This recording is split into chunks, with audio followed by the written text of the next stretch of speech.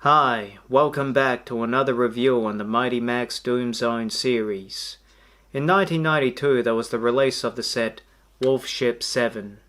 It's a sci-fi oriented one where Mighty Max travels into outer space to take on alien invaders. It utilizes a good mix of Star Wars, Star Trek, Battlestar Galactica, and of course Alien. So it has a lot of sci-fi things in the mix. So, let's strap tight, let's go back to the sci-fi 90s and explore Wolfship 7.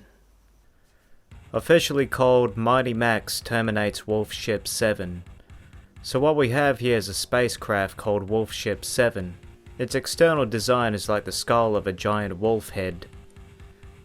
It's very cold and grey in terms of colour. The ears represent the wings.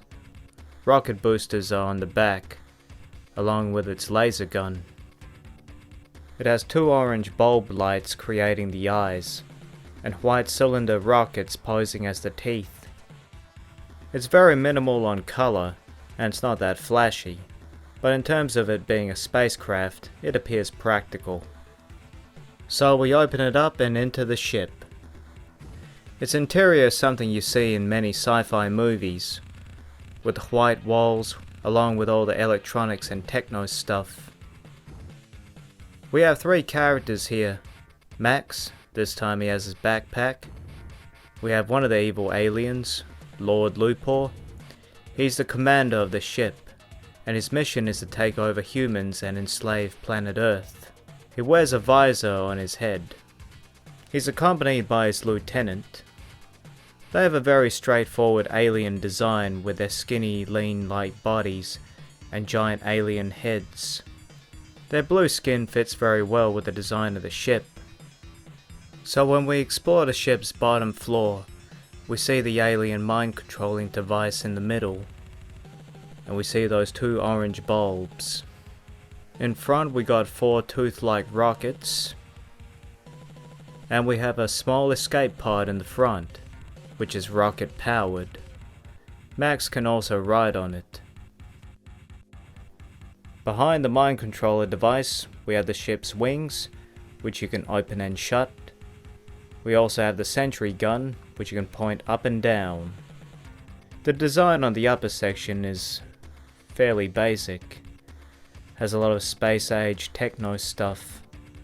Unlike most other Doom Zones, this one kinda lacks the traps and surprises, but on the very top you do have the traditional seat for the captain. Now everything you see in the ship is utilized in its official comic strip. The story goes with Max being teleported aboard Wolfship 7. The alien Lord Lupor and his lieutenant plan to use the mind controller on the people on Earth and enslave them. Max stumbles on their plan, and now they intend on testing the mind device on Max.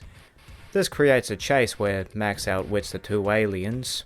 Max makes his way to the ship's sentry gun and blows away the mind controller equipment.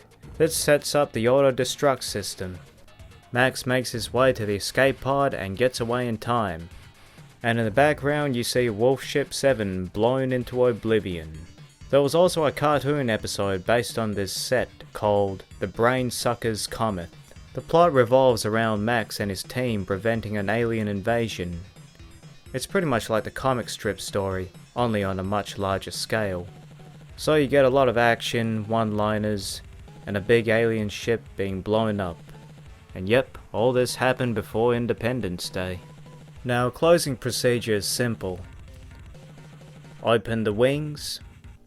Place the escape pod in front, right over here. Alien Lord stands here.